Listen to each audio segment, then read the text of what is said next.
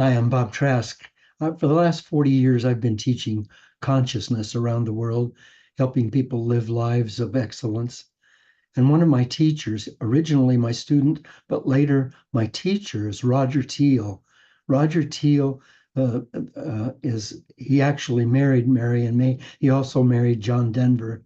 So he's just a marvelous guy. He's been a global influence in spirituality and new thought. He's been with the Dalai Lama. He's done a ton of things that make me really proud of him. He published this book, and which is just a go-to book that you really need to get. This um, this Life is Joy is just powerful, powerful, life-changing book. So Roger, because of my surgery and my pain, agreed to step in for me today. So I now you, my dear brother and friend, Roger Teel. Thank you, and good morning, you beautiful souls. I just want to compliment you on your taste for huddling around Bob and Mary. They are exquisite beings, and they've made an enormous difference in my life. Uh, I've been on fishing boats with Bob. I've been in his Eris seminar. I've been in the nature, in the woods with him, and always I come away enriched and empowered and full of joy. And lately, Erica and I have reconnected physically with Bob and Mary. They had us in their home, and that was a wonderful, wonderful experience.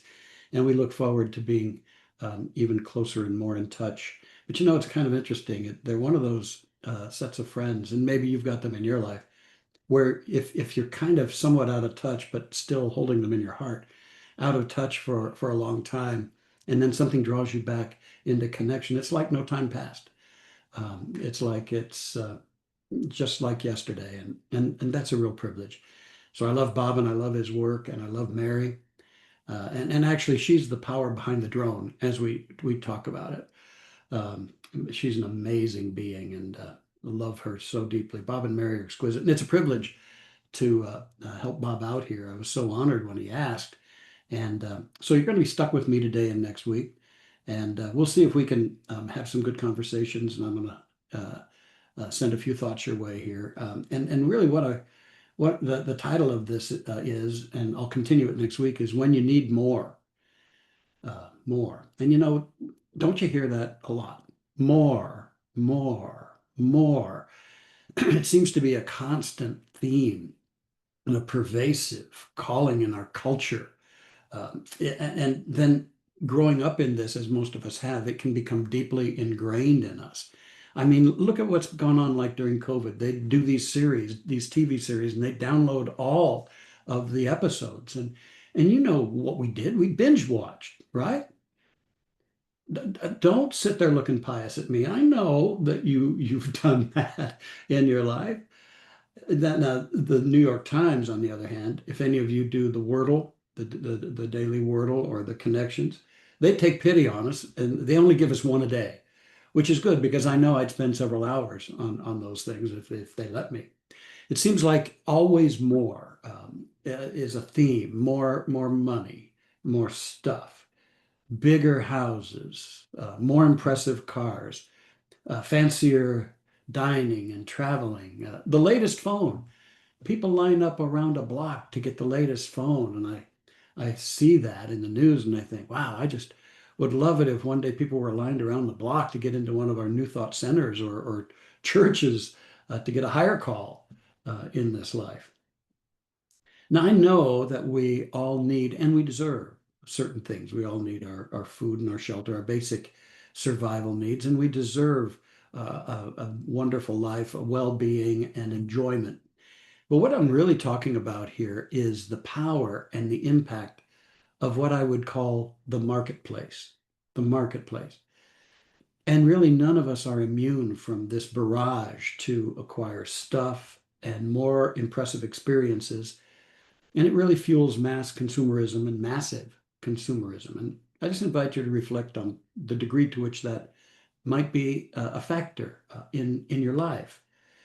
Now, along with the ravenous appetites that are fostered by the marketplace, there are also the needs that emerge from the fearful ego. That's the other factor to look at, the fearful ego, neediness within it to have more praise, the need for more recognition. When I was a younger minister, I think I'd been in the ministry 4 or 5 years. I started out in Portland, Oregon for 3 years, kind of cut my teeth up in the Northwest there. And then um, I was invited to come back as an associate minister in my home church, Mile High Church in Denver, um, to continue what would be a 43-year career in the formal ministry. Now I'm doing this uh, other kind of ministry now, as is Bob. But I was fairly young in the ministry, and my predecessor and my mentor, who had invited me back, Fred Vogt, Dr. Fred Vogt, decided he wanted a Sunday off, and he gave me the Sunday to speak. So I spoke, and I felt relatively good about it. I happened to be my own worst critic, especially at that time in my development. I felt good about it. So the following Tuesday, I was in the office, and one of our assistants came in and said, "Oh, you've got a call." Came in on line one or two or something. So I picked up, and this guy said, "Well, I don't think you know me, but I just want to tell you that yesterday I went to church and I had to endure one of the worst sermons, the worst messages I've ever endured." He said it had no organization to it. It was shallow. It was all over the board. It was terrible. And in the back of my mind, I'm saying, well, who the hell do you think you are? I mean, oh my God. And I'm building up all the things I'm going to tell him if he ever shuts up. I'm thinking, you don't know what it's like. You don't know what it takes to do this. You don't know what it is to be up there, vulnerable in front of everybody. And I'm just getting ready. And I tuned back into him, and he says, and so I just wanted you to know how frustrating it was. He said, so I got up and I left, and I drove over to my light church, and I heard you, and it made my day. And so then I thought, this is one of the wiser men that I've ever met. There's such a discerning soul here. And I thanked him, and we ended the call. And I remember closing the door to my office and just having a moment with myself and having to look at that need and that defensiveness. And it was part of the many lessons we get in life to uh, know who we are and stand with that. And so I've never forgotten that twist that this guy gave me. But that's the fearful ego. It needs that praise, that recognition, prestige, power. It seems to say in us that we need more security, or we need people to agree, we need to be understood, or that we need sympathy and pitying, being liked, that we need invitations and we need to be involved. There's a phenomenon of late called FOMO. Are you familiar with FOMO? It's an acronym that means fear of missing out. And a lot of people are plagued with this FOMO, this fear of missing out. As I've gotten to the place I am in my life, uh, I've coined a word that fits me better, and it's JOMO, JOMO. It's the joy of missing out. You know, there are times when I just like to be, and that need isn't as strong in me, but it is in a lot of people. So the needs of the fearful ego, they can also take us to a darker place um, of needing more. Maybe it's like more blaming, more judging, the ego that needs revenge or getting even, lashing out, that actually needs hostility, needs its excuses, ultimately needing barriers between oneself and others. A conscious life, and I know that's why you tune in to Be with Bob.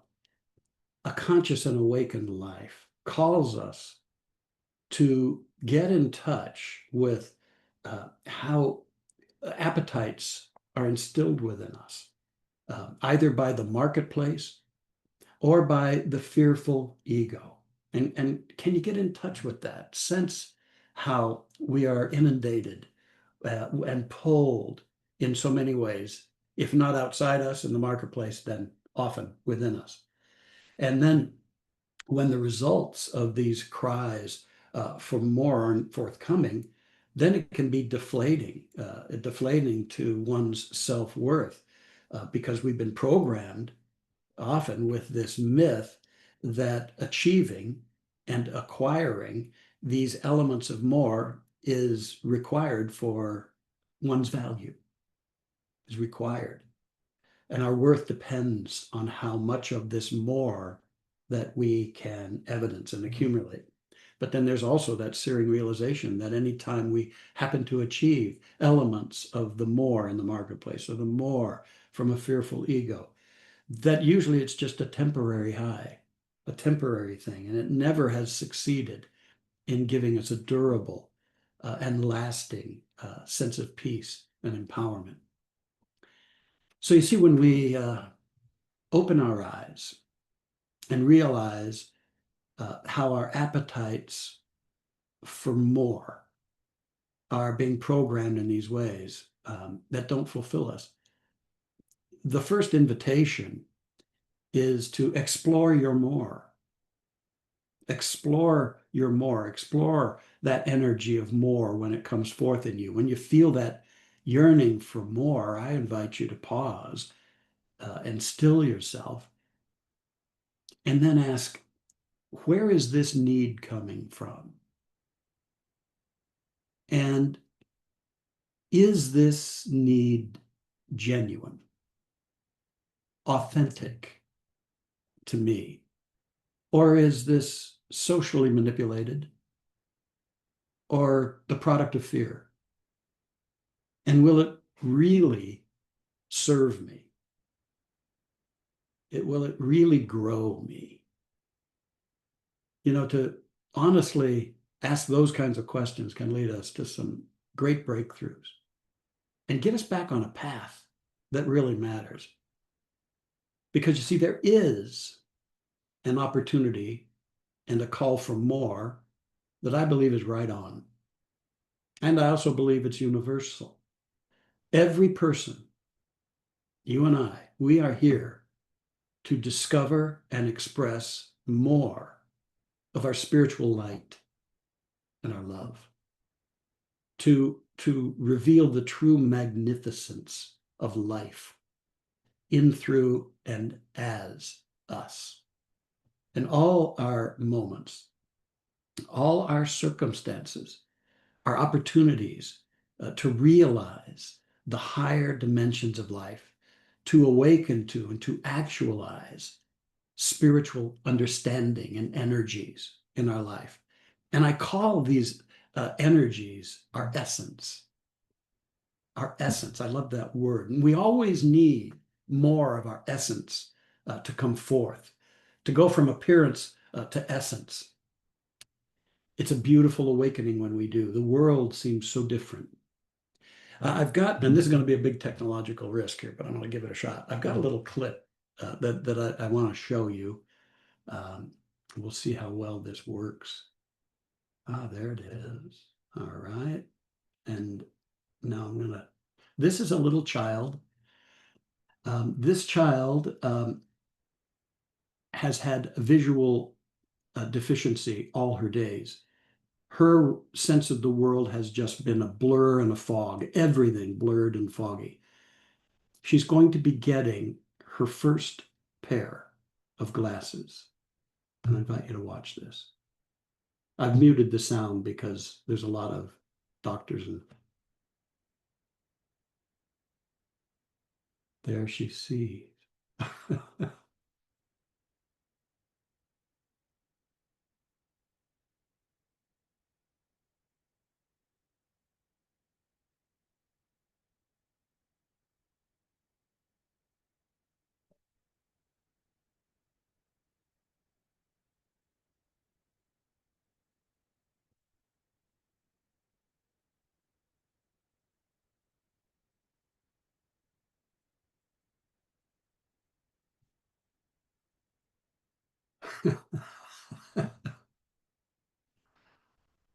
Okay, that's the essence of what I wanted to share with you.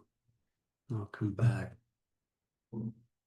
Every time I see that, it moves me because I believe that the child within, when we can finally see life clearly, has that same kind of an experience.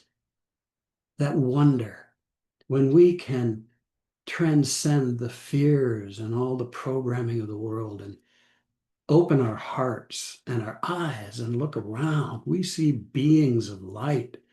We see the glory of spirit in nature. We see ourselves perhaps clearly as not needy vessels yearning to be filled.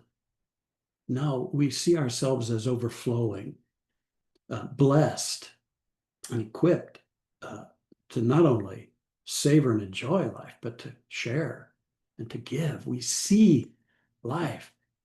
And I've got a feeling that's what the master teacher, what Jesus meant when he said, eyes they have, but they don't see, ears they have, but they don't hear.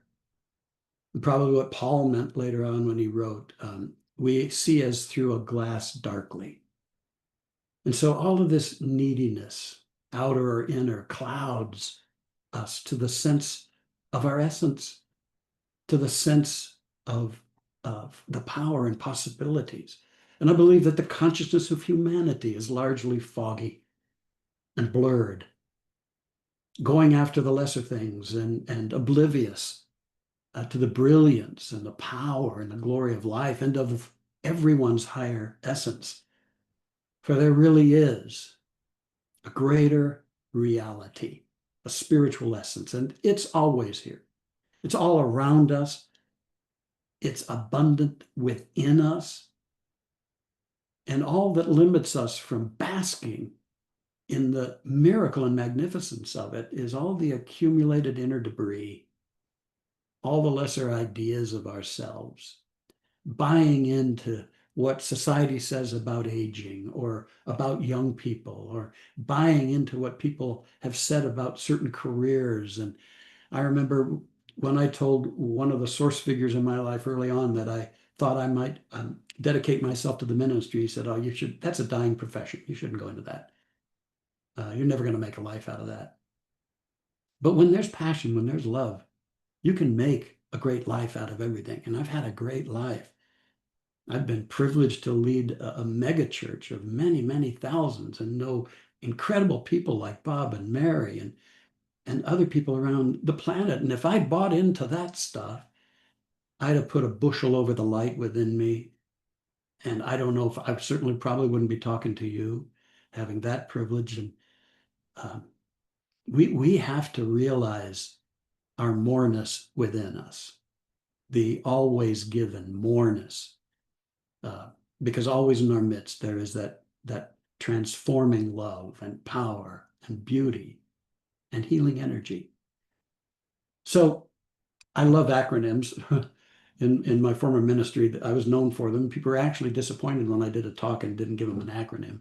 Um, but you can't go to that well too often. But for you, I've come up with an acronym for more, this drive for more, that puts it in its proper perspective. For me, more can be moments of realizing essence, moments of realizing essence. And when we do feel the pull and the manipulative push of the marketplace or the still to be healed impulses of a fearful ego, that's a good thing to remember. No, what I really need is some moments of realizing essence, the fullness of my essence, the fullness of everyone's essence, the fullness of life, no matter how circumstances and conditions may seem in my life right now.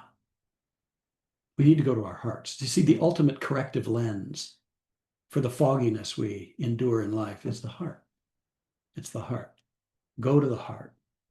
Open more. Right? And do it even if you're in the midst of pain or difficulties. Um, if you're in the midst of confusion or chaos, uh, inner turmoil, sadness, or apparent limitations, there's still more than that on the inner and the spiritual side of things. And so many times I've needed to pull myself up by the bootstraps and remind myself that in the midst of all that I'm resisting or fearing, there is still much more love and power, wisdom, beauty, glory, if you will.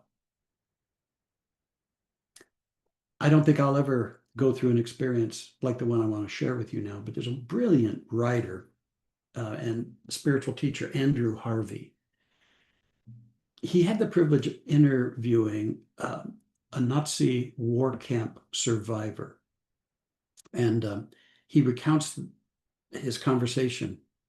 And this survivor was sharing his experiences and his process when he was 12 years old in the horror of the Holocaust in that camp and the incredible despair that he felt during a hard winter in that camp, and how his mother and his father and his sister had already succumbed to slow and painful deaths by starvation at the hands of his captors.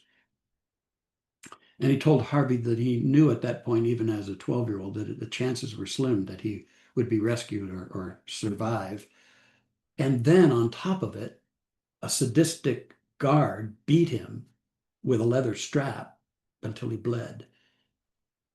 And in his advanced years, he remembers as a youth thinking that all I knew was that I had to decide once and for all whether the horror I saw around me was the ultimate reality, or whether the joy and tenderness I could still feel stirring inside me was the truth. I knew they couldn't both be the truth. And he shares that as a youth, even then, he contemplated that for months. He said, I wept over it. I wrestled with it. I had to know, or I would drown in darkness. And so he says, for the first time, I started to pray. My prayer, which I began to repeat at every moment, was only 4 words: show me the truth. But nothing came. Not a single insight, not a single vision, no dream with any comforting angel. But he says that he went on praying. And then early one winter morning, he heard a quiet voice say, you must decide. You must decide. And he says, even as a youth, he couldn't understand it. For a week, he reflected on it, wondering, what could the voice mean? How could I, a child, decide the truth of the universe? And then one morning, he says, then young Isaiah awoke, thinking about his mother and his cat at home and the flowers and the vegetables in their kitchen garden. Suddenly, he said, he knew what he had to do as he grasped what was at the bottom of his heart. And he remembers as a child yelling out, I choose love. I choose love. I choose love. And then he said he opened his eyes in that camp and he saw, to quote him, a sun not of this world had come out and was blazing glory all around me. The guard I hated came out of another building. He didn't see me, but I saw him, and this was the miracle. I felt no fear at all, and no hatred, only a burning pity that scalded my eyes with tears. The thing in me that was crying was stronger than anything or anyone I had ever encountered. It felt like a calm column of fire that nothing could put out. And as he relayed that transcendent experience that he had as a youth, he told Harvey that he was sure that it was that moment that allowed him to survive the camps. There's more. There's more. And that's the more we need. We don't so much need the more of the marketplace, and we certainly are called to deal effectively with the more that comes out of a fearful ego, so that we can turn to the rich wellspring of the cosmic more that is within us and all around us. And it's life-changing. We can do that this day. I don't know what you're facing. But I know as a human being, we all face our stuff. And it's quite a ride. It just helps me to remember that no matter how daunting things may be, confusing, or whatever the case may be, there's more for me. And I believe the universe wants us to have this more. The only question is, will I accept it? Will I shift myself out of the thraldom of the illusion that I need more that the marketplace can give me, or that I really want the more that satisfies a fearful ego? If I can emerge out of that, then I'm ready to accept the greater more. And I can have my moments of realizing essence. Before I close, one more account, a different kind of transformation into the more. And this is a guy named Max. Max. Now, by his own account, Max had lived close to the edge all his life, smoking, drinking, fighting, driving fast cars. And at 63, he'd been married 4 times and he'd made and lost 2 fortunes. But now he was a successful cattle breeder. But he sat in his therapist's office to explore how to approach the new challenge before him, and that was metastatic colon cancer. And he was told he had only several months to live. And so they started talking about his past. He grew up in the Midwest. His father had been a cowboy. He was close to his mother, and his older brother was closer to his dad. The therapist asked him about his birth and his early childhood. And he said he was born prematurely and he was sickly for the first 2 or 3 years of his life. And he required a ton of his mother's attention. And that frustrated his father. And it built into a violent argument that the father had with his mother.